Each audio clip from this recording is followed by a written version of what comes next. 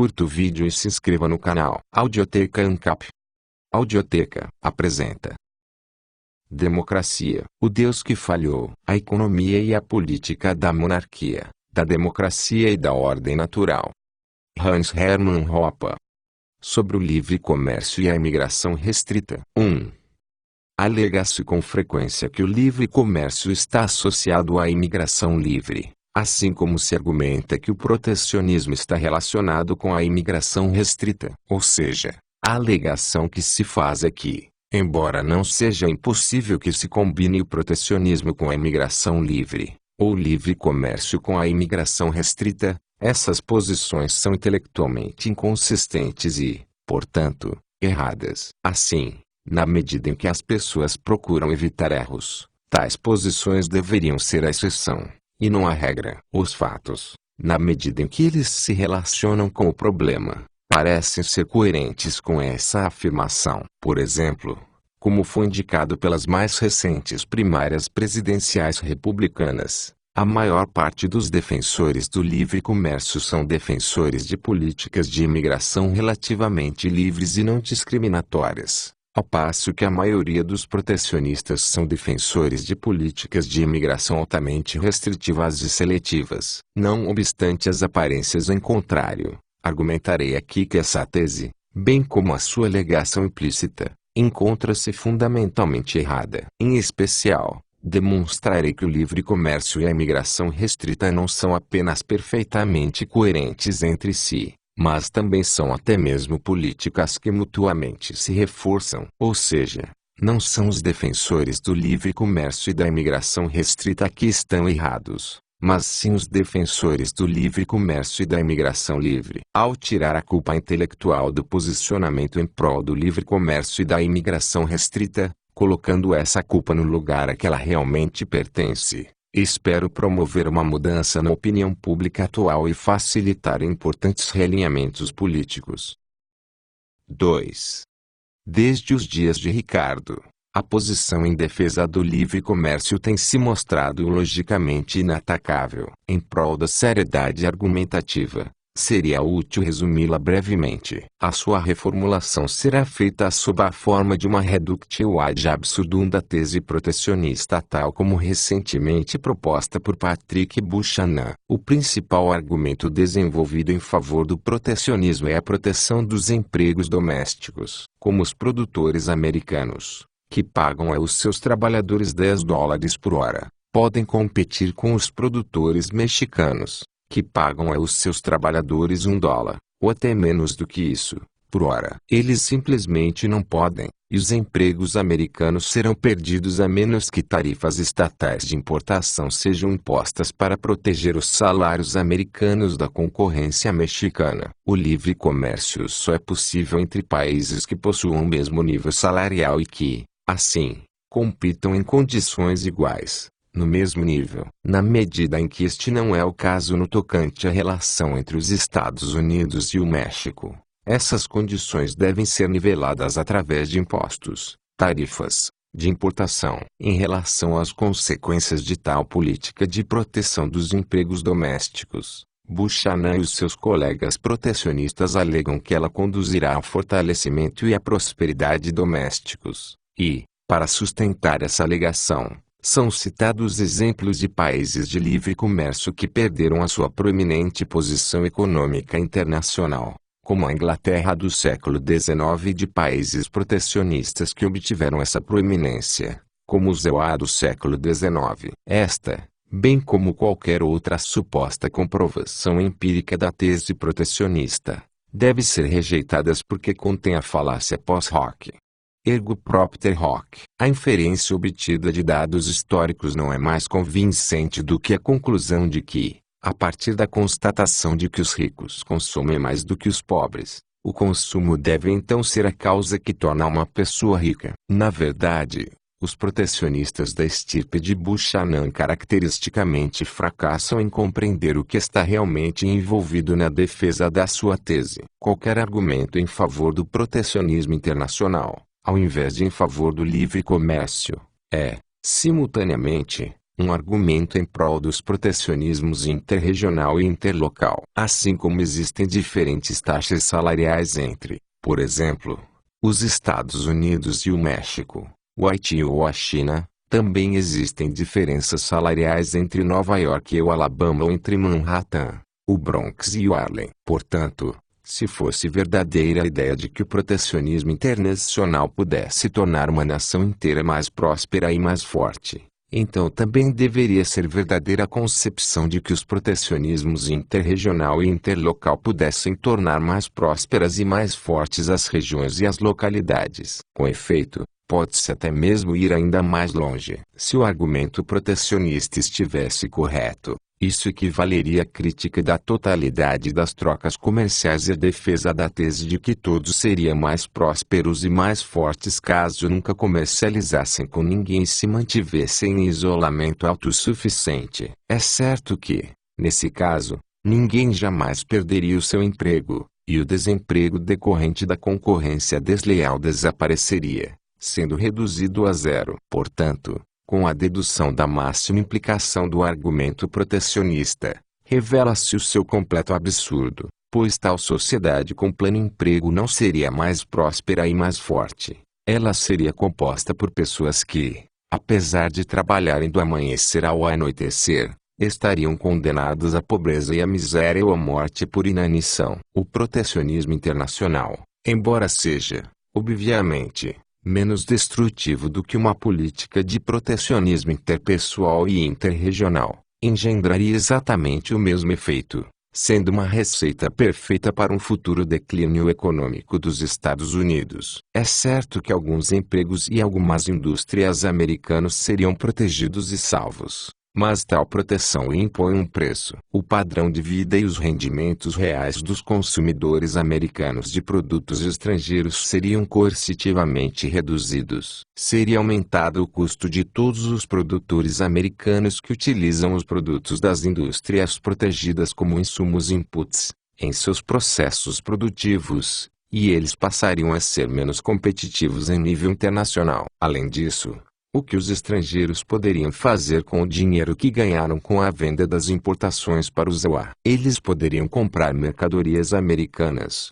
ou poderiam deixar esse dinheiro nos EUA e investi-lo, e, se a sua venda de importações fosse sustada ou reduzida, eles comprariam menos mercadorias americanas ou investiriam nos EUA apenas pequenas quantias. Assim, como resultado da proteção de alguns poucos empregos americanos ineficientes, um número muito maior de empregos americanos eficientes seria destruído ou jamais floresceria. Portanto, trata-se de um disparate afirmar que a Inglaterra perdeu a sua antiga proeminência econômica em consequência das suas políticas de livre comércio. Ela perdeu essa posição apesar da sua política de livre comércio e em decorrência das políticas socialistas que predominaram nesse país durante o último terço do século XIX. Da mesma forma, é um absurdo alegar que a ascensão dos Estados Unidos à proeminência econômica no decorrer do século XIX deveu-se às suas políticas protecionistas. Os EUA atingiram essa posição apesar do seu protecionismo e em decorrência das suas incomparáveis políticas domésticas de laissez-faire. Na verdade,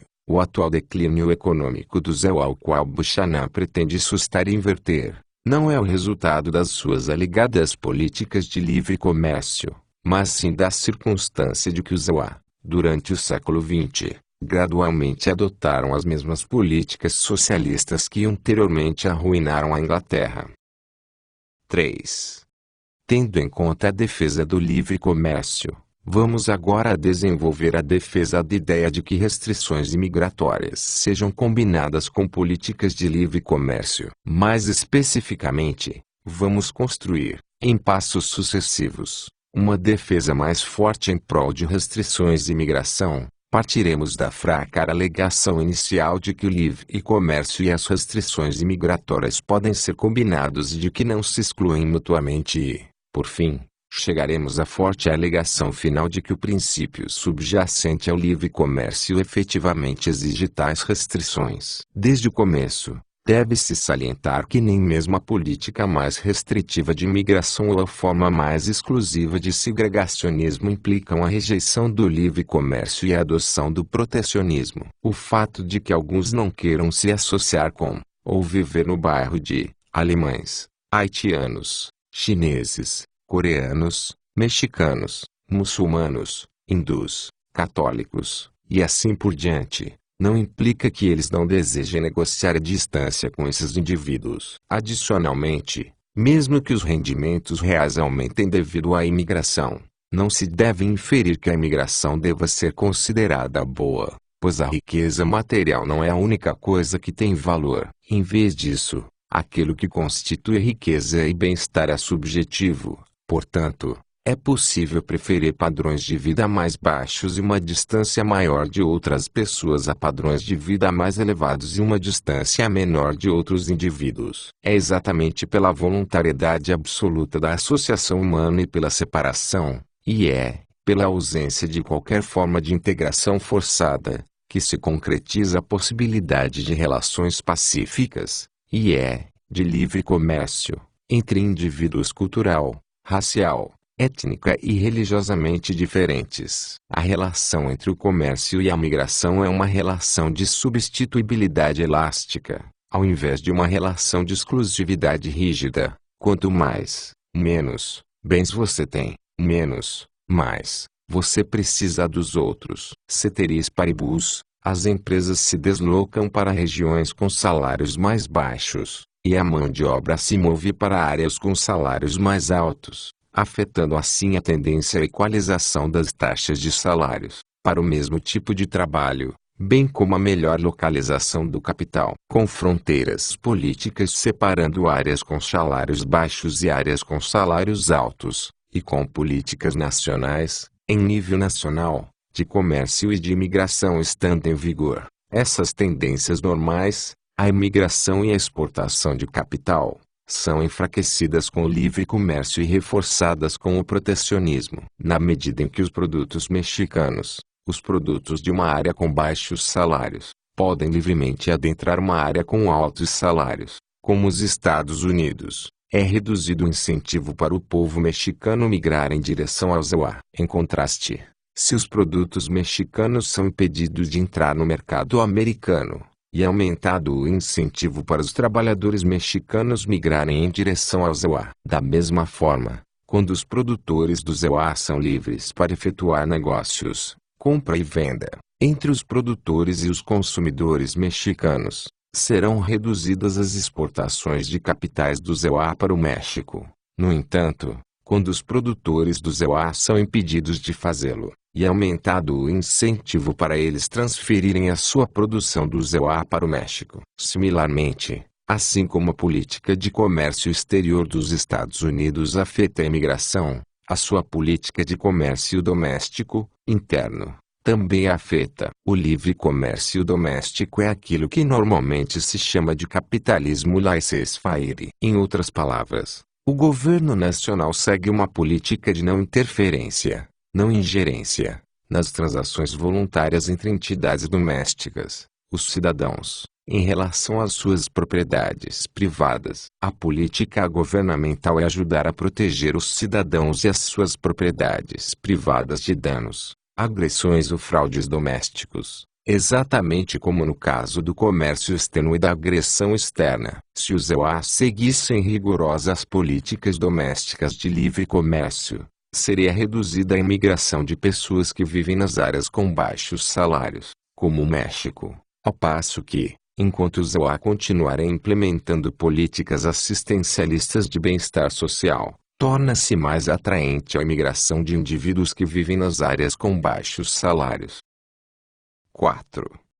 Na medida em que uma área com altos salários, como os Estados Unidos, se engaja em um livre comércio sem restrições, tanto em nível internacional, externo, quanto em nível nacional, interno, doméstico, a pressão migratória dos países com baixos salários se manterá baixa ou se reduzirá. Portanto, menos urgente será a questão sobre o que fazer em relação à imigração. Por outro lado, Na medida em que os EUA se engajam em políticas protecionistas contra os produtos das áreas com baixos salários em políticas assistencialistas, de bem-estar social, no âmbito interno, doméstico, a pressão migratória se manterá elevada ou até mesmo aumentará, e a questão da imigração assumirá grande importância no debate público. Obviamente, as maiores regiões com altos salários do mundo, a América do Norte e a Europa Ocidental, encontram-se atualmente nessa última situação. A imigração tornou-se uma preocupação pública cada vez mais urgente, à luz da constante pressão imigratória cada vez maior das regiões com baixos salários.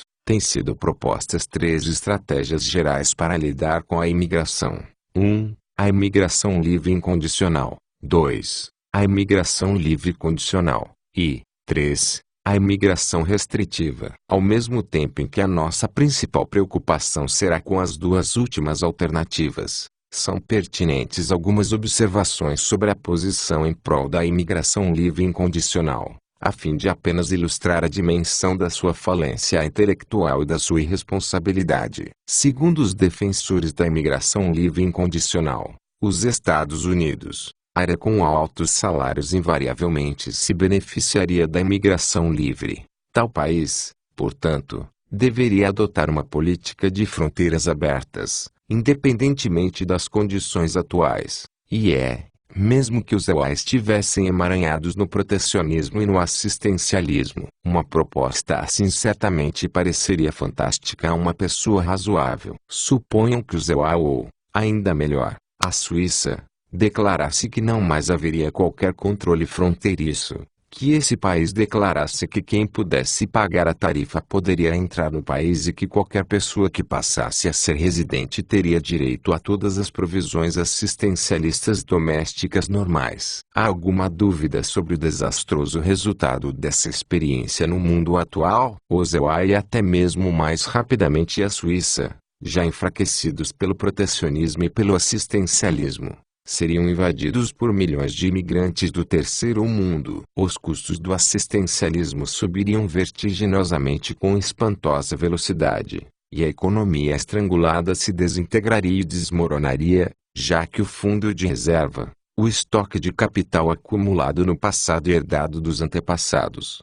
pais e avós, foi saqueado e exaurido. Assim como uma vez desapareceu da Grécia e de Roma, a civilização desapareceria dos EUA e da Suíça. Visto que a imigração livre e incondicional deve ser reconhecida como uma receita para o suicídio social, a típica posição normal entre os defensores do livre comércio é a alternativa da imigração livre e condicional. Conforme esse ponto de vista, os Estados Unidos e a Suíça, em primeiro lugar, teriam de retornar a um irrestrito livre comércio e abolir todos os programas assistencialistas de bem-estar social, financiados por impostos. Só então eles poderiam abrir as suas fronteiras para todos aqueles indivíduos que desejassem emigrar. Provisoriamente, enquanto o Estado assistencialista ainda estivesse operante, a imigração seria permitida sob a condição de que os imigrantes fossem excluídos dos benefícios assistencialistas domésticos. Embora o erro envolvido nesse ponto de vista seja menos óbvio, e embora suas consequências sejam menos dramáticas do que aquelas associadas à posição em prol da imigração livre e incondicional, tal visão, contudo, é equivocada e prejudicial. Com certeza, caso essa proposta fosse seguida, seria reduzida a pressão migratória sobre os Estados Unidos e a Suíça, mas ela não desapareceria. Na verdade, com políticas, externas e internas, de livre comércio, as taxas de salários dentro dos EUA e da Suíça podem aumentar ainda mais em relação às taxas de salários de outros locais, os quais promovem políticas econômicas menos esclarecidas. Portanto, a atração de ambos os países pode até mesmo aumentar. Em todo caso, alguma pressão migratória permaneceria. Assim, alguma forma de política imigratória teria de existir. Mas os princípios subjacentes ao livre comércio implicam que essa política imigratória deve ser uma de imigração livre e condicional? Não é isso que acontece. Não há nenhuma analogia entre o livre comércio e a imigração livre, entre o comércio restrito e o protecionismo, e a imigração restrita. Os fenômenos do comércio e da imigração são diferentes em um aspecto fundamental, e o significado de livre e de restrito em conjunto com ambos os termos é categoricamente diferente. As pessoas podem deslocar-se e migrar. Os bens, produtos e serviços, por sua vez, não podem fazer isso por si mesmos. Dizendo de outra forma, ao passo que alguém pode migrar de um lugar para outro sem que ninguém deseje que o faça, os produtos e os serviços não podem ser enviados de um lugar para outro sem que o emissor e o receptor concordem. Essa distinção pode parecer trivial, mas ela tem consequências monumentais, pois livre em conjunto com comércio significa comércio apenas com aceitação, o convite, das famílias lares familiares,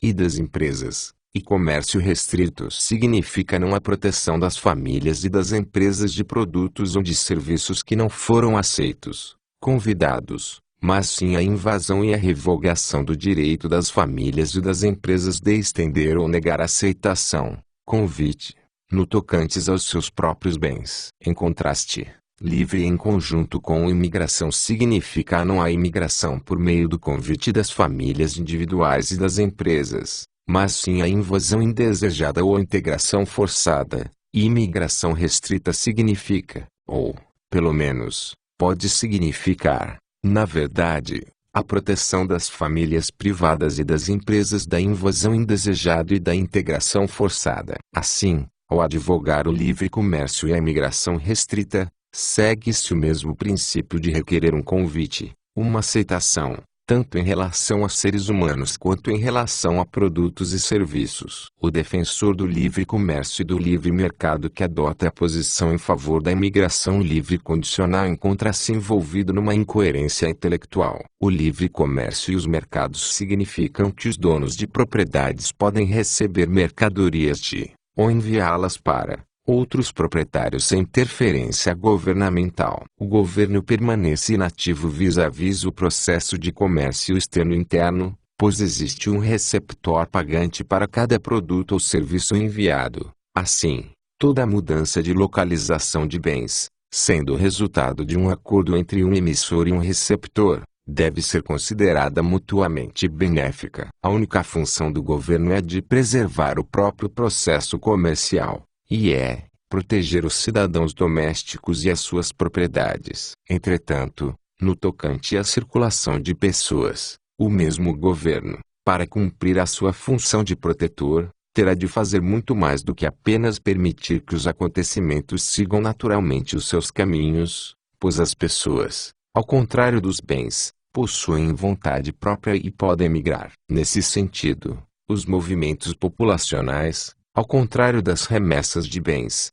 não são por si sós eventos mutuamente benéficos, pois eles não são sempre, necessariamente e invariavelmente, o resultado de um acordo entre um receptor e um emissor específicos. Pode haver remessas, imigrantes, sem que haja destinatários domésticos que as desejem. Nesse caso, os imigrantes são invasores estrangeiros, e a imigração representa um ato de invasão. Certamente, a função protetora básica de um governo incluiria o impedimento de invasões estrangeiras e a expulsão dos invasores estrangeiros. Então, com a mesma certeza, a fim de cumprir a sua função e a fim de submeter os imigrantes ao mesmo requisito das importações, terem de ser convidados ou aceitos por residentes domésticos. O governo não pode legitimamente permitir o tipo de imigração livre patrocinado pela maioria dos defensores do livre comércio. Apenas imaginem novamente que os Estados Unidos e a Suíça abrissem as suas fronteiras para quem desejasse vir,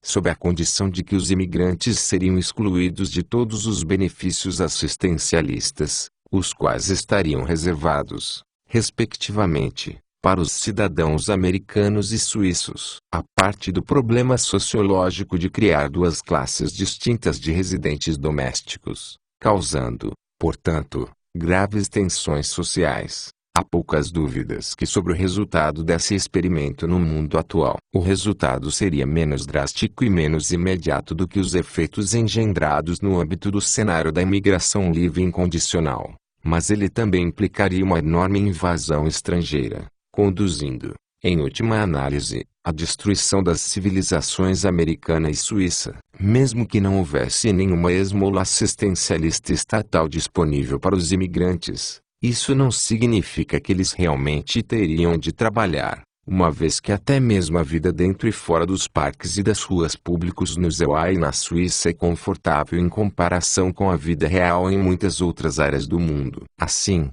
a fim de cumprir a sua principal função de protetor dos cidadãos e das suas propriedades, o governo de uma área com altos salários não pode seguir uma política imigratória laissez-passer, mas deve, na realidade, engajar-se em medidas restritivas. 5.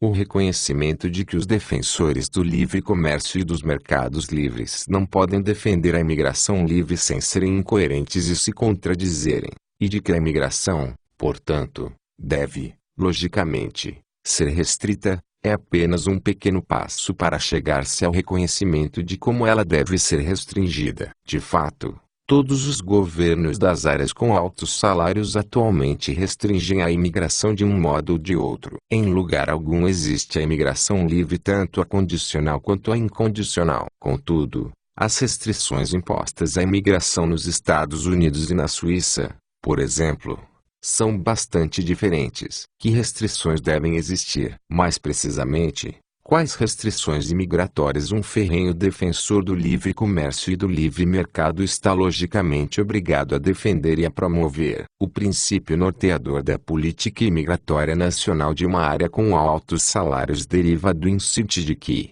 para ser livre no mesmo sentido em que o comércio é livre, a imigração deve ser convidada, aceita, autorizada, solicitada. Os detalhes derivam da elucidação e da exemplificação dos conceitos de convite, de invasão e de integração forçada. Para esse efeito, é necessário pressupor, como uma referência conceitual, a existência daquilo que os filósofos políticos descreveram como anarquia de propriedade privada, anarcocapitalismo ou anarquia ordenada. Todos os territórios são propriedade privada, incluindo todas as ruas, todos os rios, todos os aeroportos e todos os portos. Em relação a alguns pedaços de terra, o título de propriedade pode ser irrestrito, ilimitado, e o proprietário está autorizado a fazer com a sua propriedade tudo quanto lhe aprover, desde que não danifique fisicamente a propriedade dos outros. Em relação a outros territórios,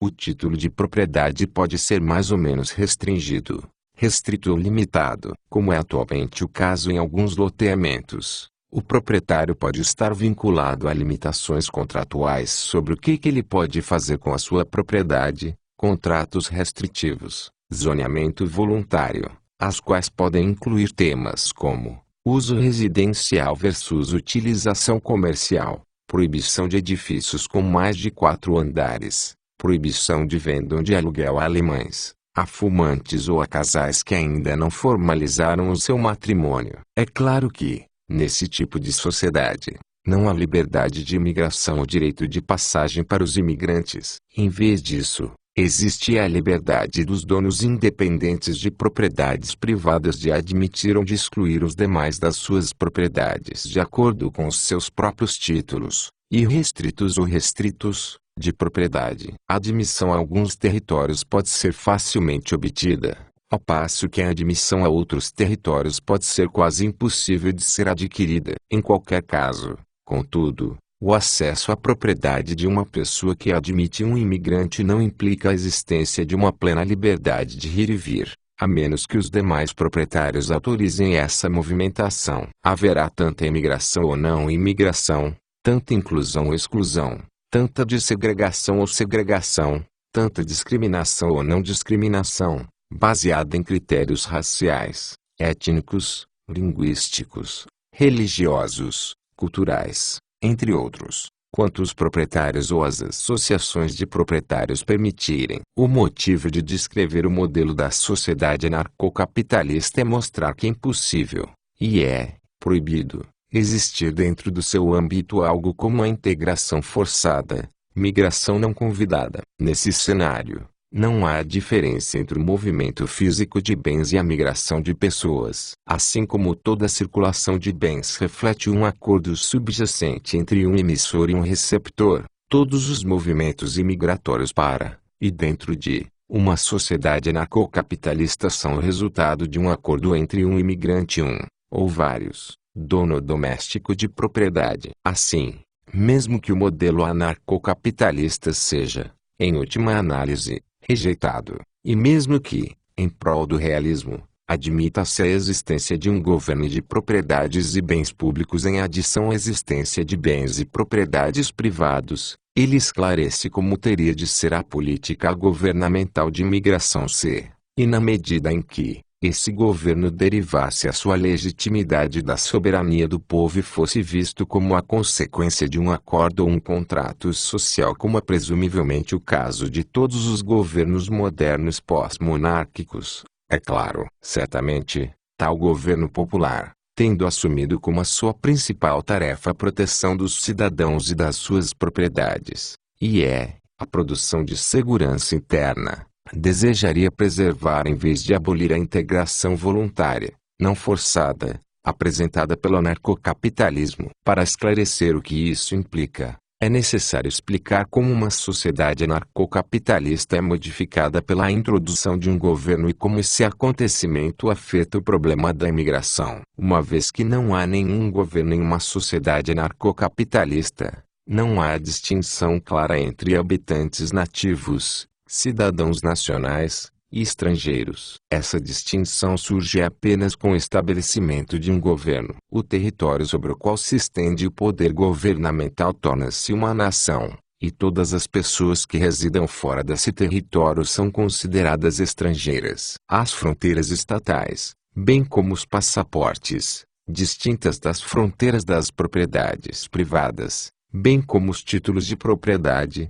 passam a existir. E a imigração assume um novo significado. A imigração se torna a imigração de estrangeiros através das fronteiras dos estados, e a decisão quanto à hipótese de uma pessoa ser ou não admitida não mais cabe exclusivamente aos donos das propriedades privadas ou às associações de proprietários, mas sim, em última análise, ao governo, na condição de monopolista doméstico da produção de segurança. Agora, se o governo exclui uma pessoa mesmo que um residente nacional deseje admiti-la em sua propriedade, o resultado é a exclusão forçada. Se o governo admite um indivíduo mesmo que não haja um único residente doméstico que deseje admiti-lo em sua propriedade, o resultado é a integração forçada. Adicionalmente, em concomitância à instituição de um governo, surge a instituição de bens e propriedades públicos, e de bens e propriedades possuídos coletivamente por todos os residentes domésticos e controlados e administrados pelo governo. Quanto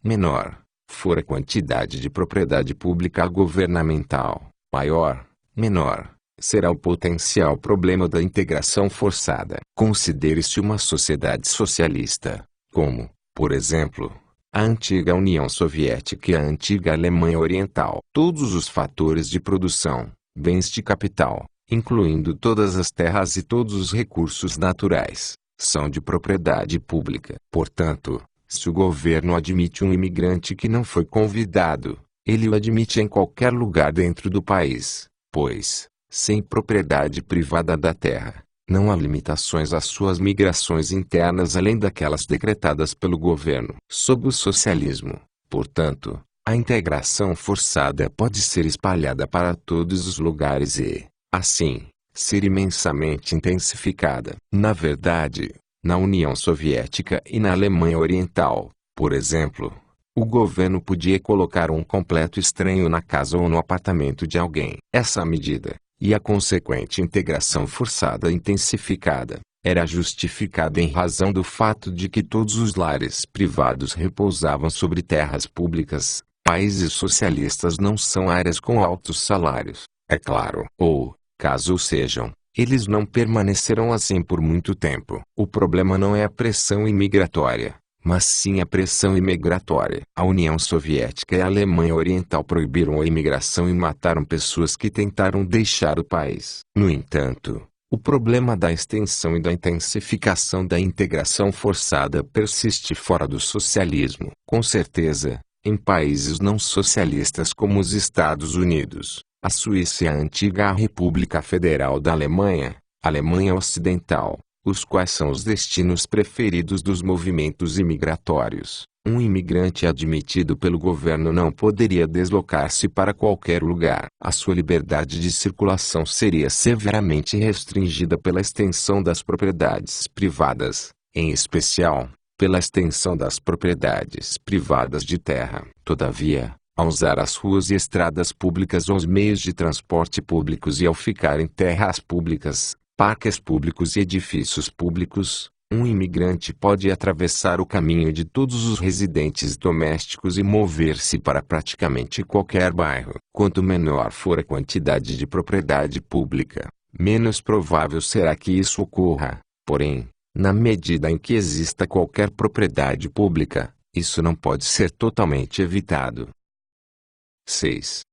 Um governo popular que pretende salvaguardar os cidadãos e as suas propriedades da integração forçada e de invasores estrangeiros tem dois métodos de fazê-lo: um método corretivo e um método preventivo. O método corretivo é concebido para amenizar os efeitos da integração forçada, visto que o evento já ocorreu e os invasores estão por aí. Como anteriormente indicado, para atingir esse objetivo, o governo deve reduzir a quantidade de propriedades públicas e expandir a quantidade de propriedades privadas tanto quanto possível, seja qual for a proporção entre as propriedades públicas e as propriedades privadas. O governo deve auxiliar, em vez de impedir, a aplicação do direito do dono de uma propriedade privada de admitir e de excluir outros indivíduos da sua propriedade. Se praticamente todos os bens forem de propriedade privada, e se o governo auxiliar na aplicação dos direitos de propriedade privada, os imigrantes não convidados,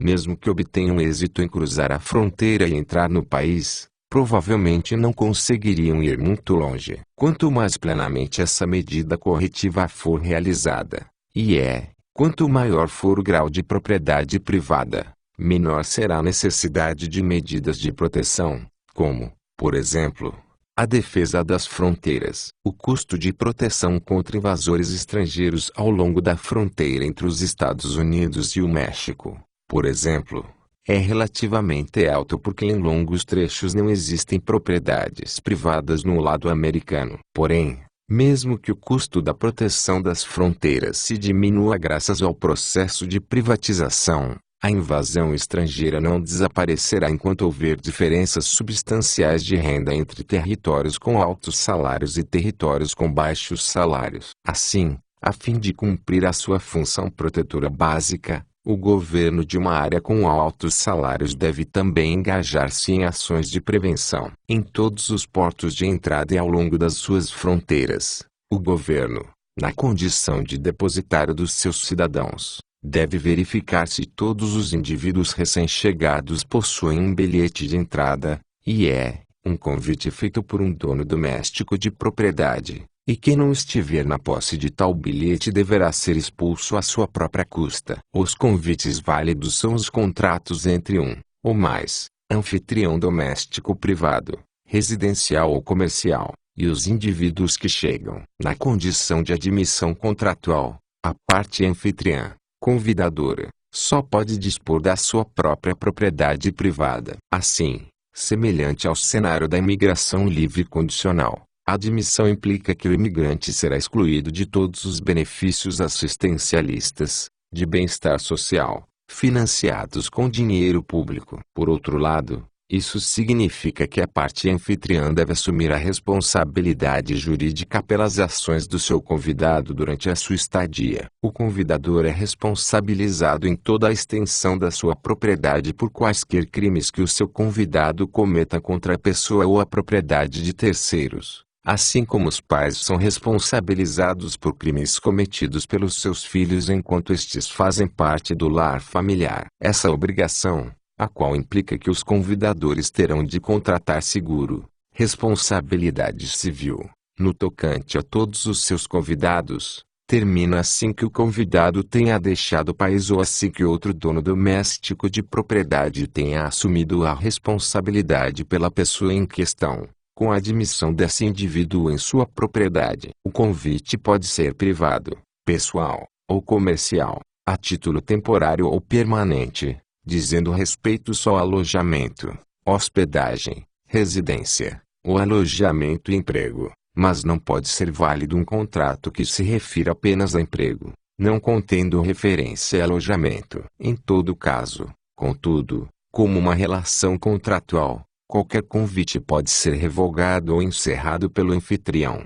Em caso de rescisão, o convidado, seja ele um turista, um empresário visitante ou um residente estrangeiro, será obrigado a sair do país, a menos que outro cidadão residente o convide ou negocie um contrato com ele. O convidado, o qual, o tempo todo, encontra-se sob o risco potencial de expulsão imediata, pode perder o seu status jurídico como não residente ou como residente estrangeiro somente mediante a aquisição da cidadania. De acordo com o objetivo de tornar toda a imigração, tal como comércio, convidada e contratual, o requisito fundamental para a cidadania é a aquisição de propriedade, ou, mais precisamente, a aquisição da propriedade de bens imóveis e de imóveis residenciais. Em contrapartida, seria incoerente com a própria ideia de imigração convidada a conceder a cidadania conforme o princípio da territorialidade, como é o caso do ZOA, em que uma criança nascida de um não residente ou de um residente estrangeiro automaticamente adquire a cidadania americana. De fato,